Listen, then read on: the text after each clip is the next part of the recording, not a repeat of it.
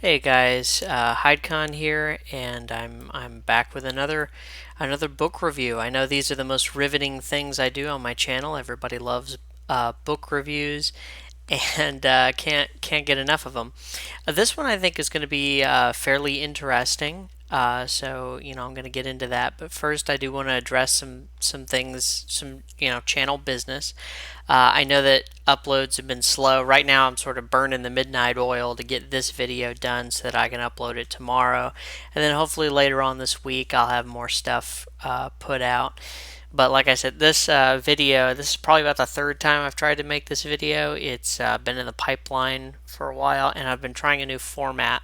So that's come with some challenges. But you guys can let me know if you prefer this format or you prefer the sort of webcam style video that I did for the John Carter video, because it's going to be a sort of a similar premise. Um, I don't have the ability to do polls or anything like that to sort of gauge how people are feeling about things. But if you want to leave a comment, that would be great.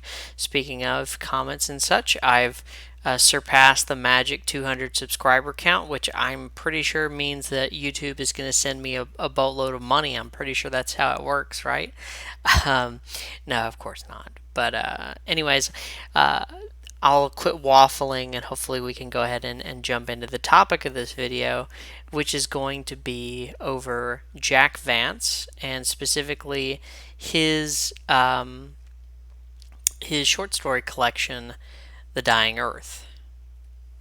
So, over the summer, I returned to reading classic science fiction and fantasy after a long period of neglecting personal reading time. Since I had a job at the time which required me to drive a lot, often for long stretches of time, audiobooks were sort of an ideal way of keeping myself entertained during the boring, 20 or so minute drives that I had to do. And one of the things I was interested in doing while I was, sort of re-indulging myself in my personal reading was getting more familiar with classic fantasy novels. And I was already pretty well read in things like Asimov and Vonnegut and Verne and Wells and P.K. Dick and Clark and Bradbury and Orwell and, all the big names. But as far as fantasy goes, my experience was pretty much limited to basically Tolkien and some Terry Pratchett that I had read.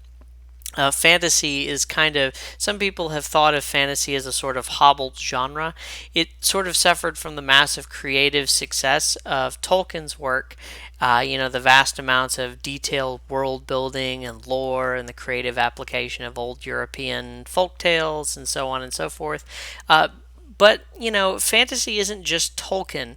And, anyways, the neat divisions between science fiction and fantasy are not always as concrete as most people starting out reading speculative fiction would have you believe. Um, so that leads me to Jack Vance and The Dying Earth. John Holbrook, Jack Vance, was an American science fantasy writer who was active in the latter part of the 20th century. Over his long career, he wrote dozens of short story collections, novels, and novellas, the first of which are set in his famous iconic setting, The Dying Earth. Vance's literary corpus is so vast that, frankly, I haven't even begun to scratch the surface.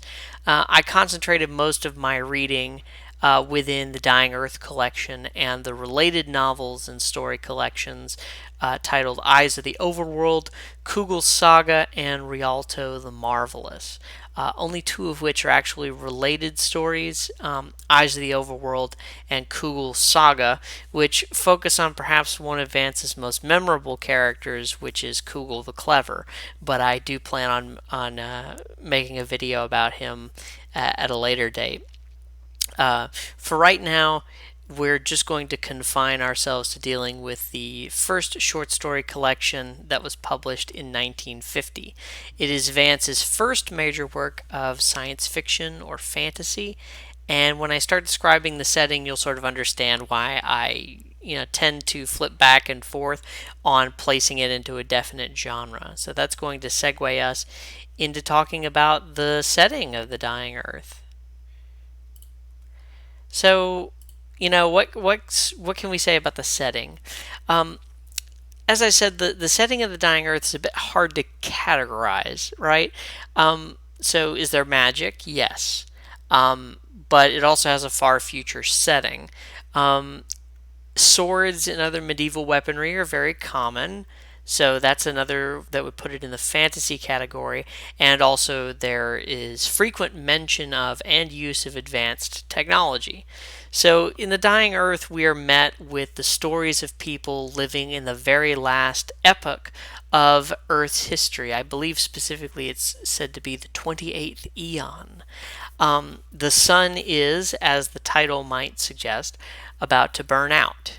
And this nagging, unavoidable dread is almost a character in and of itself in the story. And sometimes I think when the author is really, on his feet, he's really in his form, so to speak, the fact by itself that the sun is dying seems to sort of take up a kind of space in the room, and characters ponder whether they should do anything at all given that the world could end that very hour. A poignant example of this can be found in The Eyes of the Overworld. The main character is stopped in an inn and he overhears two farmers discussing whether they should put up a stone wall to protect their land from monsters since the old one has crumbled away, or just leave it. One is adamant that this is a good idea, while the other argues that there's really no point in building another wall, given, as I've said, that the sun could burn out that very day and ruin all of his hard work. This sense of lethargy and why bother tends to be pervasive in the whole setting. There are great castles and cities that lie ruined while people live in these tumble down villages. Whole parts of the world are devoid of human habitation. And people talk about squatting in beautiful mansions left abandoned by their previous occupants because there are so many houses and so few people to live in them. Humanity, it seems, has gotten so lazy that they haven't even bothered to reproduce at a normal level, which doesn't seem so alien these days, does it? Oh, and of course, it wouldn't be a fantasy story without strange creatures and monsters to, fight and kill. Throughout the Dying Earth books, we run into all kinds of abominable, eat your flesh kind of monsters that, as we learn later on in the series, are a product of human genetic engineering. There are the Deodans, which are cannibalistic humanoids that, in what I can only assume is a tribute to Mary Shelley's monster from Frankenstein, speak a little bit like Hamlet. There's also the Pelgrains, who are essentially humanoid, gigantic birds of prey, and there are other such monstrous creatures. And there are also the Sandestans, who are characters who get touched a little, or creatures, I should say, that get touched a little bit more on in the short story collection Rialto the Marvelous, which also, incidentally, I didn't care for as much, and I'm not sure I'll even get around to talking about that one. But the Sandestans are basically comparable to Jinn, and they are sort of the conjured servants of wizards who are very prominent in the setting. So next, I want to talk a little bit about the stories in this particular collection. You know, I'm going to stick a very obvious spoiler warning here because I'm going to pick apart each story, and that is going to require revealing major plot points. If the book seems interesting to you, you should go ahead and give it a read or a listen. I listened to an audiobook that's up on YouTube for free. I believe it's about 7 hours all in all. Most of the stories in The Dying Earth are connected in some way, even if it's just tangentially. The first three are much more closely connected than the last, so I will talk about them as a more or less complete story arc, even though they really don't form a classical narrative arc. We don't really get to the more interesting and I think thought-provoking bits until the last three stories, but the first three give the reader a good deal of exposition that is required to understand the context of the latter three. So without further ado, I think we'll go ahead and dip into the first story, which is Turjan of Mir. And you'll have to forgive me the pauses, guys. I'm reading from notes. So the first story in the collection is entitled Turjan of Mir, and it opens upon the titular Turjan in his laboratory. Turjan is a magician in the land of Askale, a monster-infested wilderness dotted with abandoned castles that magicians apparently like to set up shop in. We're told very early on that magic as an art form is dying out, and that the magicians of the latter day Earth can only achieve a handful of spells compared to their counterparts in the past, like the famous Faendal, who is alluded to several times in Vance's works. Turjan is remarkable in that his library contains all the remaining 100 or so spells known to wizards. At the beginning of the story, we find him engaged in trying to create artificial life, which is an apparent lost art. So, a quick side note, and this is where the contribution Vance is most known for outside of his own works takes place. In this setting, wizards can only hold a certain number of powerful spells in their brains at one particular time. When they use a spell, it leaves their mind, and they have to consult their tomes and magical artifacts again to essentially shove the spell back into their brain. Fans of the role-playing game Dungeons & Dragons will probably recognize this as very similar to the spell slot system in that game. And they would be correct. In early editions of D&D, it was even referred to in the manual as the Vancian magic system, and Vance's works were included in the Appendix N, I believe it's called, which Gary Gygax put in the first Dungeons & Dragons manual to sort of give people an understanding of the books and literary works that influenced his creation of the game.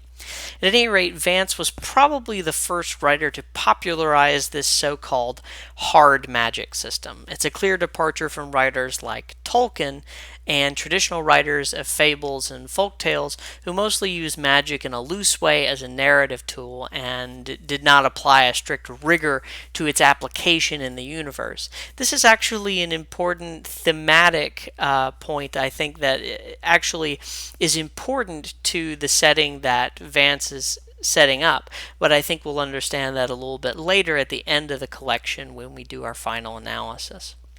At any rate, Turjan leaves his castle of Mir in Askale to travel to the land of Embelyan, which is heavily implied to be on another planet. And he's seeking out the wizard Pandulum, who is said to have knowledge of all magic left over from the ancients. After risking life and limb to retrieve an artifact for Pandulum from the Prince of Cain, he teaches Turjan the secrets he wants to know about creating artificial life. And he does. He creates a beautiful, shy girl at the peak of feminine maturity. Now, obvious points out of the way first, Vance's stories are full of a lot of tropes from earlier science fiction and fantasy stories. For example, the cosmic horrors in these stories are heavily inspired by H.P. Lovecraft's work.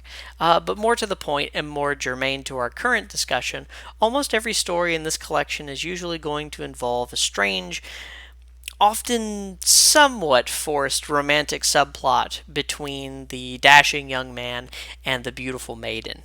And here he's following in the footsteps of someone like Burroughs, who we've talked about on the channel. A point in Vance's favor, I would like to argue, is that sometimes the setup for a romantic subplot actually becomes more interesting than it would first appear, and this story specifically is one of those.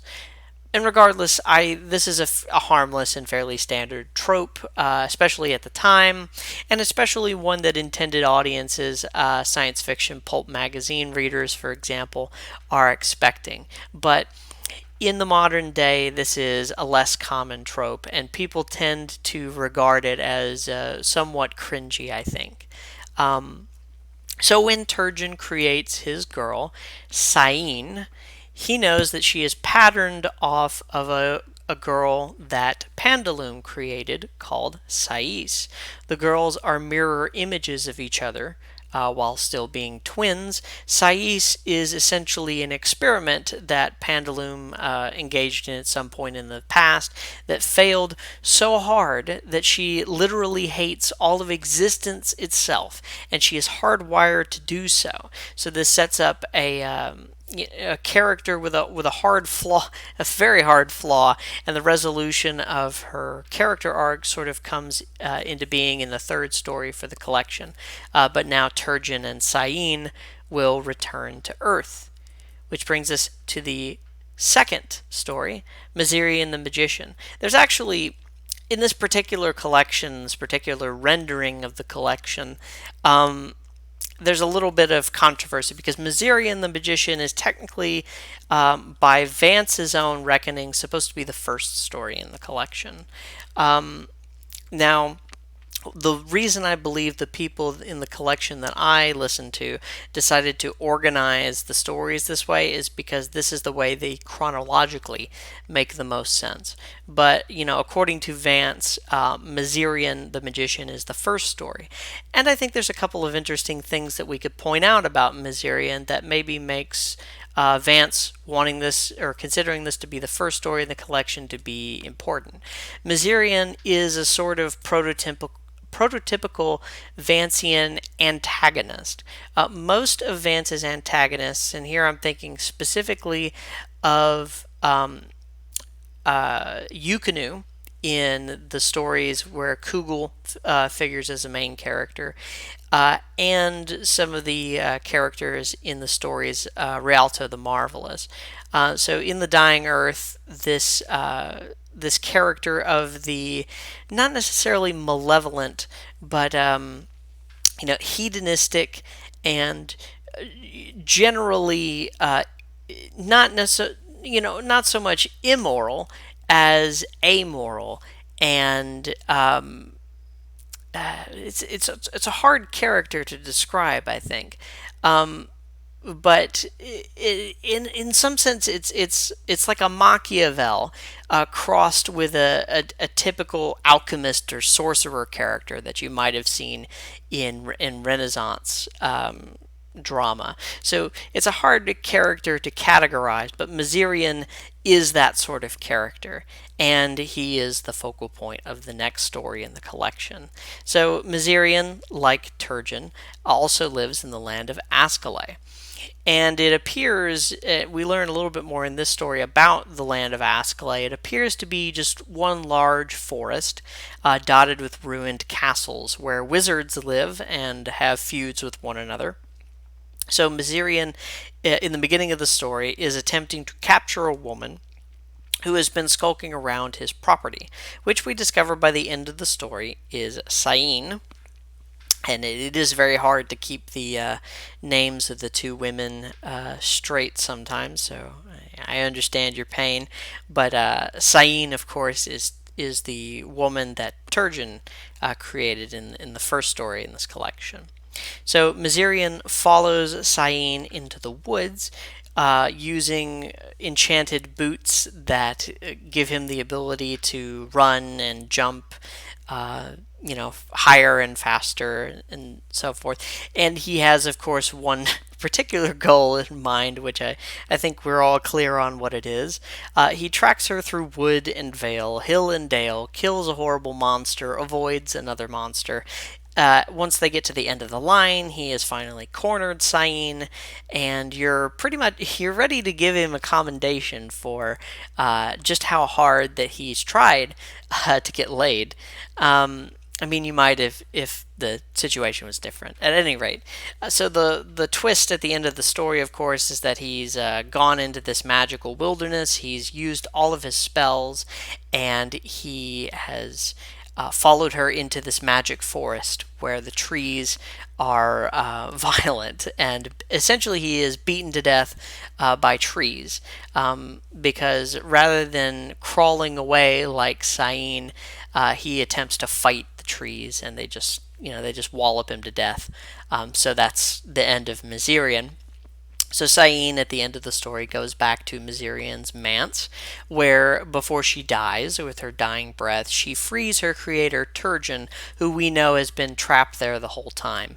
And at the end of the story, he takes her lifeless body back to his castle to put her back in the vats and remake her, which in some senses is sort of sweet. And it's not actually where I thought the whole create the perfect woman through genetic engineering plot point was going to go.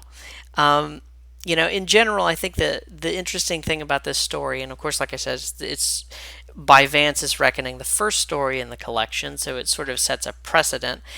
What it really does is it sets a precedent for Vancian protagonist antagonist um, dynamics that is very different than a lot of science fiction at the time, especially something like Edgar Rice Burroughs. Now, I'm not going to say it's wholly original. I'm just going to say that it's different than a lot of science fiction at the time, especially in the field of pulp science fiction that this was sort of stories like this were swimming in. Um, his the dynamics between Vancian antagonists and protagonists are generally that while they are trying to best each other, they're trying in many cases they're trying to kill one another. Um, a lot of times it revolves around these complicated schemes of revenge and these sort of when you see dynamics like this satirized in other works of media, um, it often results in these sort of Rube Goldberg machines of how you're going to get back at your enemy with the greatest amount of suffering on their part. You see this dynamic. I think this is sort of a prototype of the dynamic that you see between Kugel and Yukinu in the other two stories that I'll talk about later. But that I think is the most interesting thing about this story. But that brings us on to the next story, which is Sais. So in Sais, we get the resolution of the plot point that we see developed or beginning to develop in Turjan of Mir. Remember again that these are, uh, as has been pointed out, these are technically disconnected stories. They were written at separate times, yada yada, and they're published together as a whole volume. So in some sense, because you're dealing with the same characters, and there's been a passage of time. It makes it obvious that you should, I think, read these as a as a continuous narrative, and that is what I'm going to do in this analysis. So Sais wants to be upbeat and happy and loving like her sister, Sain. So she asks Pandulum, her creator, to send her back to Earth. And he does.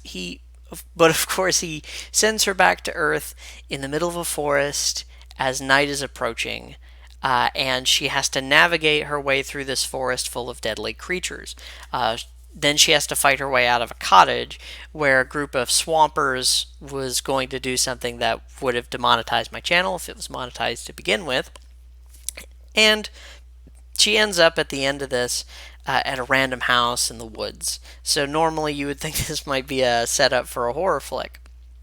But she talks with the inhabitant of the cabin, and he's actually a very nice person. He's a little bit weird though, because he wears a hooded mask indoors and at all time. So after a few hours, they get to talking, right? And of course, he's going to tell her his life story, which essentially is the answer to why do you wear the hood over your face. So his name is Atar, and he wears the mask because his psycho witch ex-girlfriend changed his face for the face of a demon. Enough said. I'm leaving out a lot of details, but I'm just talking about the plot in broadest strokes. But that is the gist of what he tells her. Sais, of course, wants to go on a quest with him to get his face back because that's what he's up to. So they hike out to where Atar's ex-girlfriend is helping to organize the Black Sabbath. I'm pretty sure that's literally what it is called in the book, but essentially, a meeting of witches and warlocks and demons to do something evil, summon and kill a god, I think is what they were attempting to do. But at any rate, while they're there, the police bust in. Well, the royal guard of Cain bust in, and they've got their magical warding amulets and their swords, and they're plunging them into the hearts of heathens. And the soldiers slaughter all the witches, save for Atar's ex girlfriend, who they catch clambering up the rocks. So they get into this wizard standoff, but Sais has got this amulet from Pandulum that reflects magic. So it's basically Know You, the amulet. And when the ex girlfriend, whose name I've already forgotten, tries to throw a binding spell on them to get them to do what she wants them to do, it gets thrown back on her. So they basically, have her under control by her own spell. So they order Witch Lady to give Atar his face back, and Witch Lady says that she can't because the demon that she swapped the faces with just died down there at the super secret demon worshipping party.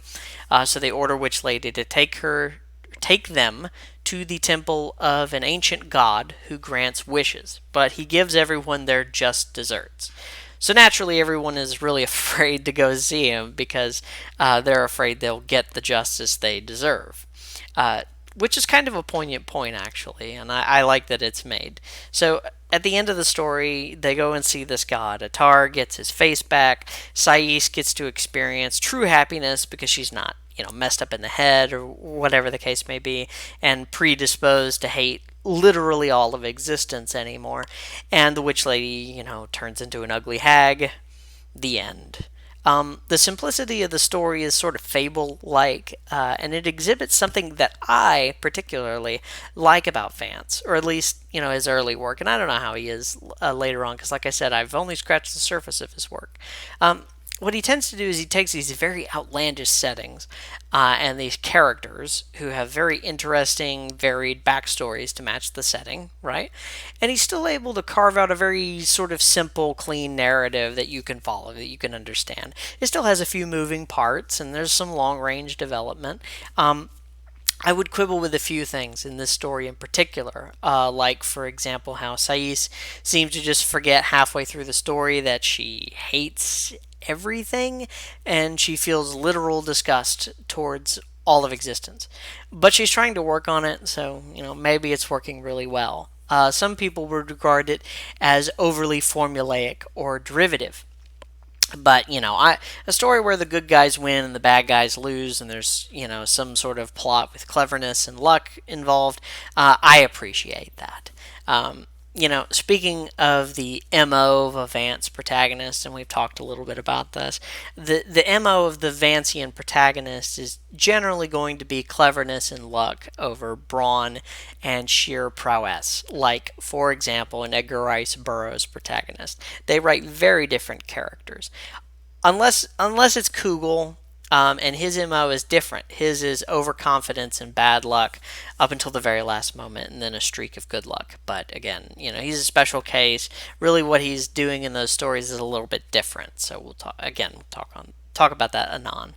But moving on to the next story in the collection. The next story in the collection is entitled Lian the Wayfarer. Now here's an interesting point, and another reason why I want to stress this is a collection of short stories, because Lian the Wayfarer actually dies in Zais. Zais at some point meets him torturing a couple of farmers, I believe they are, and she kills him in a sword duel.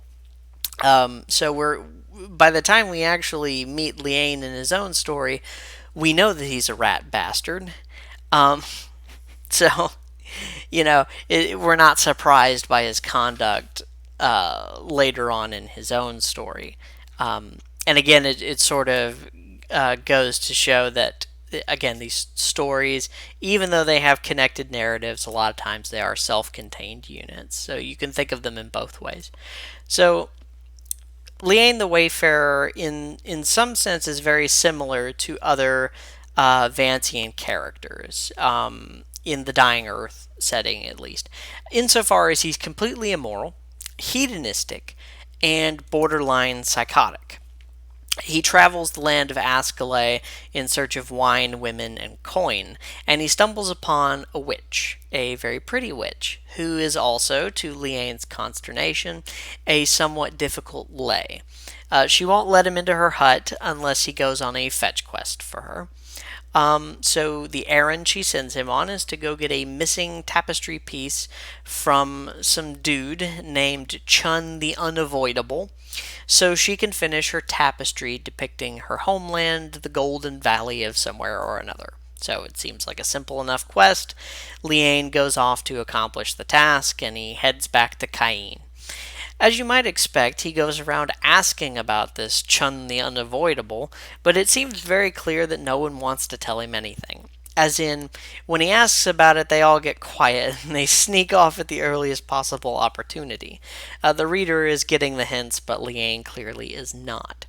He sets off to find Chun and finds an old man, telling him not to go looking for him because he's definitely going to die like all the other poor schmucks whose bones are literally covering the ground. So Liane, being a sensible person, ignores him. Actually, he ignores him at first, and then he gets a paranoid delusion that this old man is a secret agent working for Chun. So he goes back and he drops a paving stone on the old man's head and kills him. So, again, it's a class act, this gentleman is. Worthy of mention, Liane has this magic ring that he can stretch out and use to step into what is essentially a pocket dimension and close it up behind him. So he runs up, he steals the tapestry, and there is Chun behind the tapestry. So he bolts. And then finally, when he realizes that he can't outrun Chun, he drops into the pocket dimension, where shortly thereafter he hears a voice. I am Chun, the Unavoidable. So, and he gets him, right? He eats him or kills him, whatever he does. It's never explained. And it's kind of hard to miss that one. It was sort of telegraphed, basically from the start, my guy. The Chun at the end brings the witch her tapestry piece, and that's the end of the story. Again, the story traffics on what I would consider to be a tactic that seems perfectly suited to Vance's temperament as a writer, and that is of dropping something so innocuous and kind of tropish into the story and then making it the central element of the plot twist. So people read Chun the Unavoidable and their eyes just, you just read it and your eyes just gloss over it. They just, all kinds of fantasy stories have characters with weird names and titles, and half the time they don't even mean anything. It never occurs to you that when he says he is the unavoidable, he literally means unavoidable. But at any rate, I think that brings us on and segues us into the next story, which is Oolondor.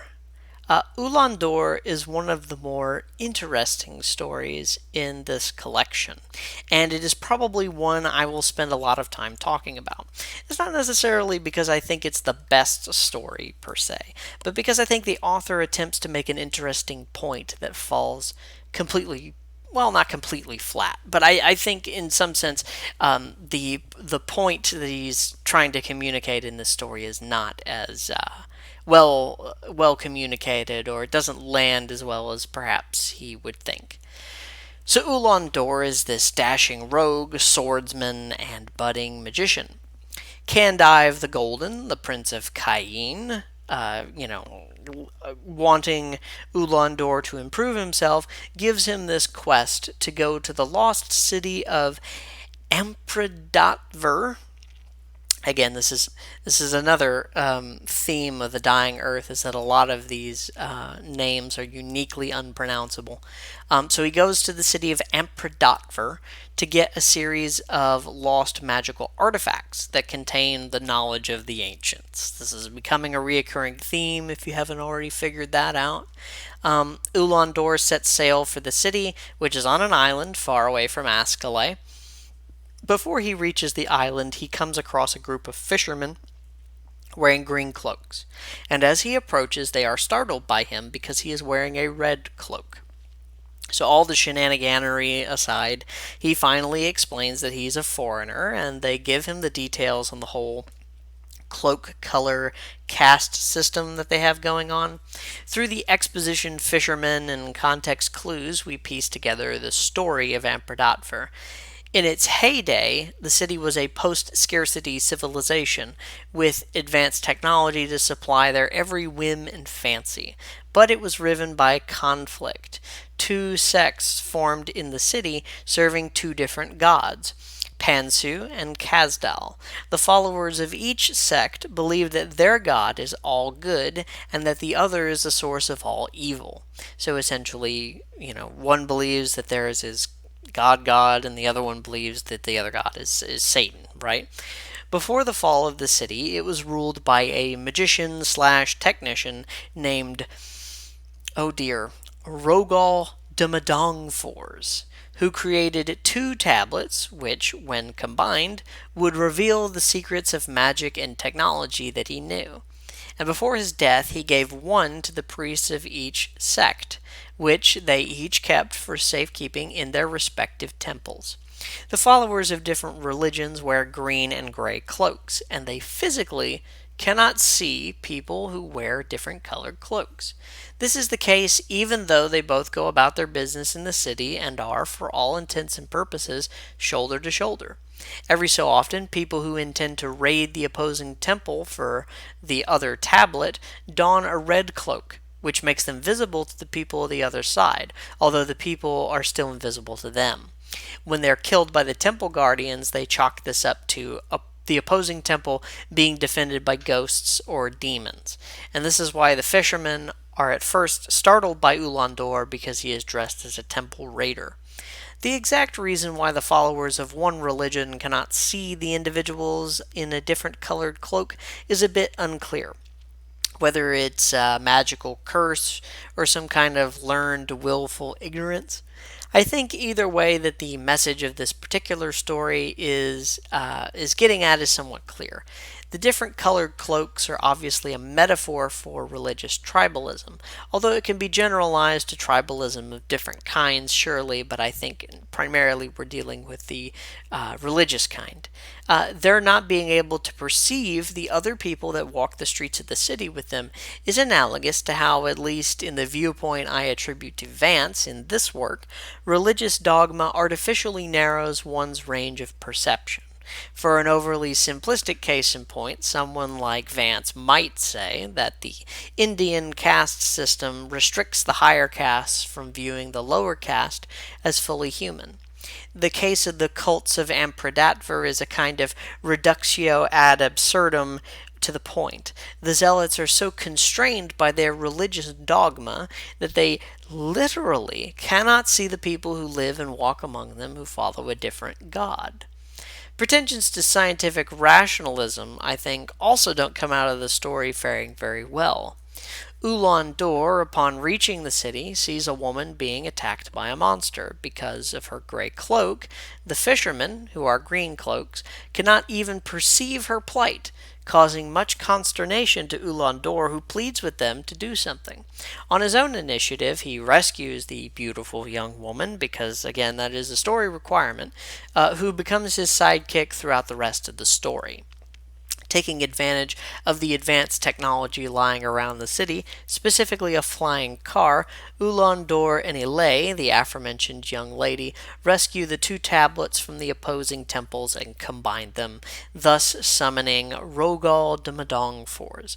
Rogal is a sort of mad scientist character who is, by the time they meet him, essentially a brain in a jar. They talk to him, and Dumadongfors is shocked that after thousands of years, the population of the city are still locked in ignorance and religious dogmatism.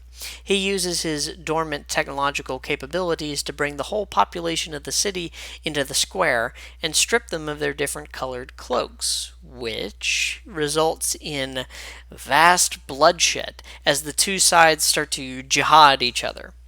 In exasperation, Rogal de Madong Forest decides to just kill the entire population of the city and restart the civilization with Oolondor and Ilay as the father and mother of the prospective race. Surprisingly, Oolondor doesn't find this to be an acceptable alternative, and while they have the chance, they kill Rogal de Madong Fors and escape to Ascalay in the flying car, leaving the people of Anferdatfer to their uncertain fate. As I said, the character of Rogal de Madongfors is a kind of counterpoint to the critique of religious dogmatism seen in the depiction of the rival sects of Pandu and Kazdal. He is a post-human monstrosity with godlike powers, and declares himself, in fact, to be a god. It is also arguably his fault in the first place that the city of Amphirdatfer has fallen into ruin, since he was the inventor who essentially turned the city into a post-scarcity utopia and caused its decline and collapse. Nevertheless, I find that Vance's critique of religious dogmatism, shall we call it, has a lot less standing, I think, in the real world than perhaps his critique of scientific rationalism in the form of a character like de Madongfors.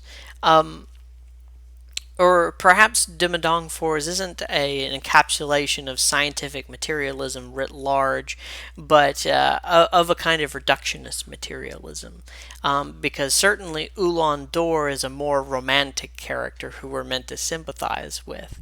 But nevertheless, as I said, the religious dogmatism that's being critiqued in the story, I think, realistically, the problems that it has can be more laid at the kind of scientific materialism embodied like someone like de Madongfors. For example, a religion like Christianity, or maybe even something like Buddhism, shall we say, it's very often the case that not only do they have these religious superstructures by which they allow themselves to interpret cosmology or various understandings of the world, but they also, in many cases, incorporate understandings of the scientific community into their understandings of the wider universe. So, really, it is the case, I think, that the religious believer oftentimes has a more complete or a more expanded, shall we say, picture of the universe than a reductionist materialist like a character like, say, the technician de Madongfors. So, nevertheless, I think that's an area where the critique sort of falls flat. But without belaboring the point too much, I think that that'll bring us on to our consideration of the final story in the collection, which is Guile of Sphere. So let me bring up my notes right quick. So, as I said, Guile of Sphere is the last story in the collection, and I think the goal of this story is to situate the narratives which we've read so far into a larger mythic history. So one of the difficulties about writing about Earth in the far future, one might imagine, is that the realities of such a far-flung time would make the setting indistinguishable from an alien planet. And in some ways, the dying Earth is very alien.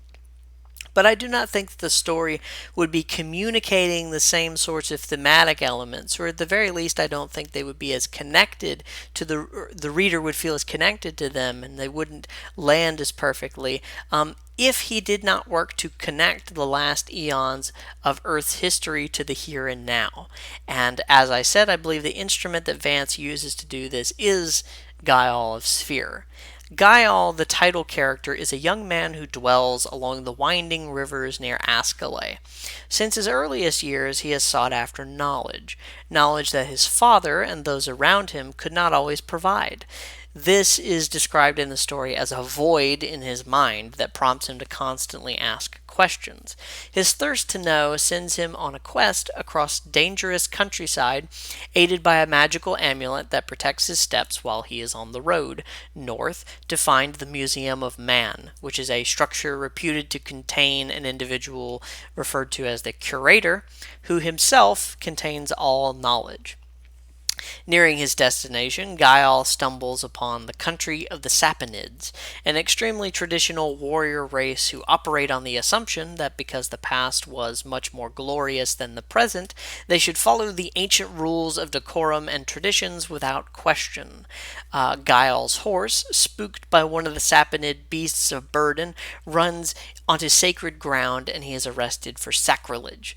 This leads Gael to finding himself the judge of a contest as to who the most beautiful of the Sapanid maidens is, learning after his choice that his punishment is to escort the maiden to the Museum of Man to be devoured by a demon, and of course himself to be devoured by a demon. And we later on find, of course, that this is a result of the coinciding appearance of a ghost, which the Sapanids interpret. When he comes into the countryside, I should back up. When he comes into the country, the Sapanids, there is a sighting of a ghost while he is there, and this is an ancient religious omen that the Sapanids have learned to interpret as meaning that they need to go send someone to be sacrificed at the museum. The museum, as we understand, is inhabited by this demon. I believe the demon's name is Blicknack. It's not really that important. At any rate, when he and the girl Cheryl reach the museum. Okay, I'll back up just 1 second. I do want to say that the Sapanids are an interesting culture, and I think there's something interesting, to be for a potential right winger or traditionalist or dissident right, or, however you want to categorize yourself, that type of personality. There's something interesting, I think, for you to take away from the Sapanids is that they have this sort of they have what we might call the absolute worst kind of conservatism. That is the understanding that, oh well, things were so much greater in the past. Well, we just have to keep doing these these ridiculous things, which in the case of this story are revealed as actually being sort of implanted there by a demon that's been living in the region for however long. But we're just going to keep doing these things because that's what people have always done and people were great in the past, so maybe we'll stay it's somewhat decent if we just keep doing these in some sense ridiculous customs, in another sense downright cruel or lethal. Some of the punishments that they describe to him while he's in prison, for example, are grotesque. And I think there is a takeaway from this, right? And that is, I think that what the Sapanids are engaged in is exactly the kind of thing you don't want to be engaged in if you are someone like me or like the wider community who typically watches my videos, who are interested in kind of a. And I think it goes to the wider point of that you can be traditional but also be interested in reconstructing traditions and recontextualizing them for the time that you're in. Anyways, I didn't want to go off on too much of a tangent, so we'll go back to the interpretation of the story. So sure enough, when he and the girl, whose name is Cheryl, reach the museum, they find the demon, Blicknack, trying to trick them into his trap. So they escape, and they locate the curator, who is an old man in a kind of life-extending delirium.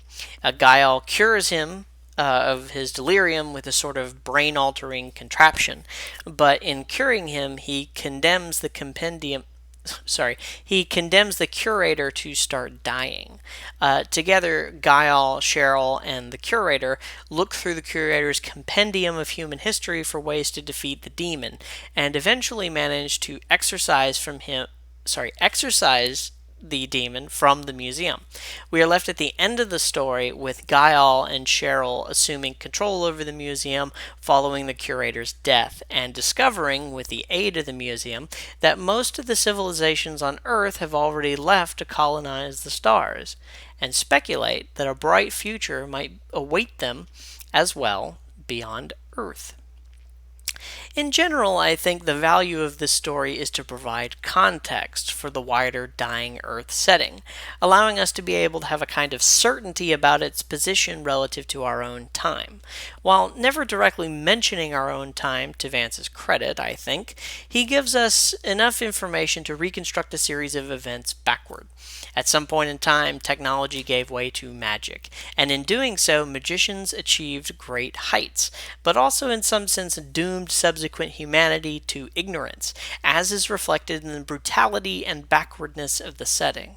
The genetic experiments of bygone eras roam the countryside, preying on men, and the magic that previous generations relied on has faded into only a handful of spells. This serves to give context to Turjan's predicament in the beginning of the collection and of Pandulum's explanation of magic. Far into the opalescent Embleon night, he worked under Pandulum's unseen tutelage.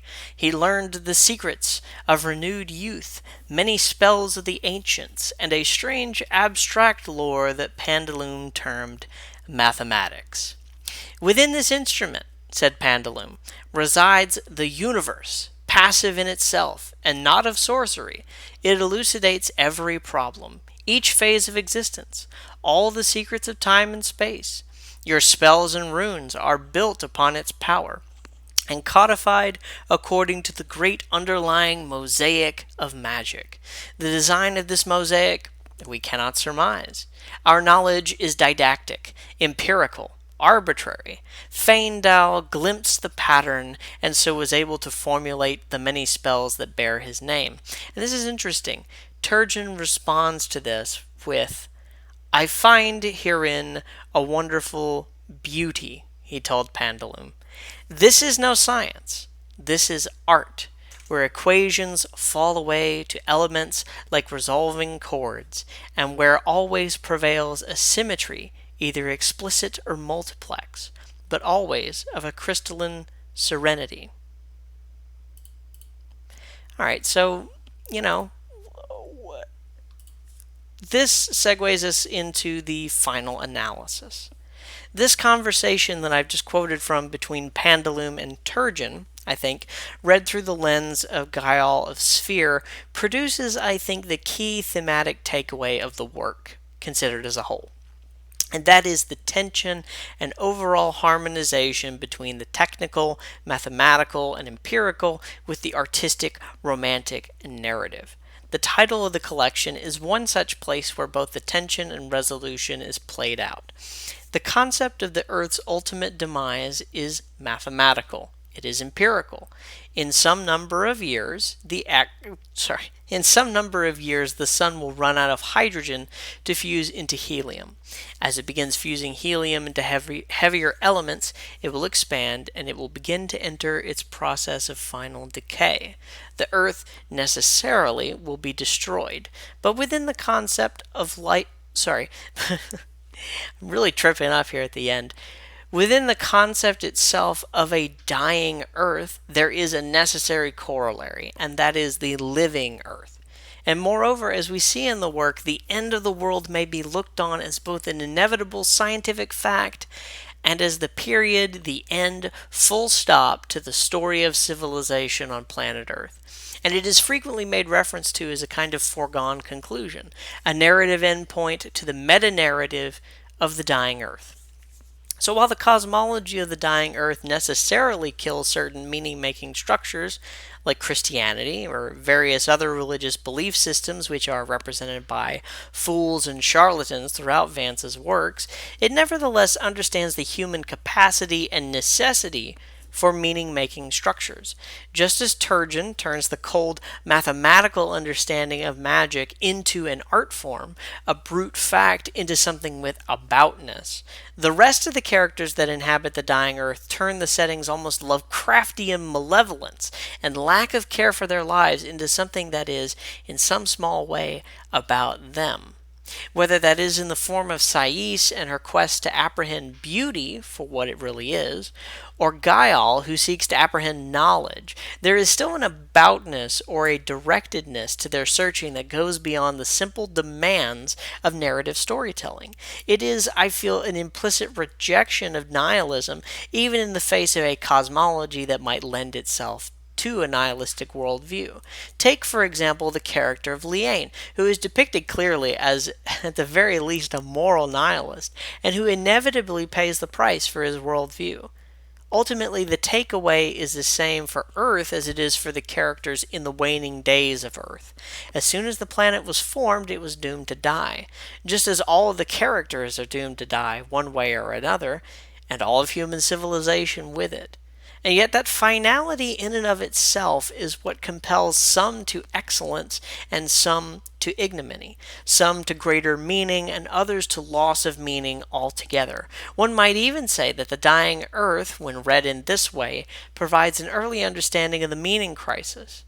But that is a topic for another time, I think, and another video. So I highly encourage you, if you have not yet already, go ahead and read some of Vance's works. I will likely have a video in the works soon about Vance's antihero, Kugel the Clever, and how the stories that feature him offer an interesting window into human psychology and social dynamics. I would also, for those of you who are interested, stay tuned. Later on this week, I'm hoping to have the fourth and final part of Sir Gawain and the Green Knight up, and then later on a video asking for opinions on classic works of history, philosophy, and literature that you guys would like to see read on the channel. At any rate, guys, this has been the Hidebound Convivium and my analysis of the Dying Earth collection. I hope you all have a wonderful day. God bless, and take care.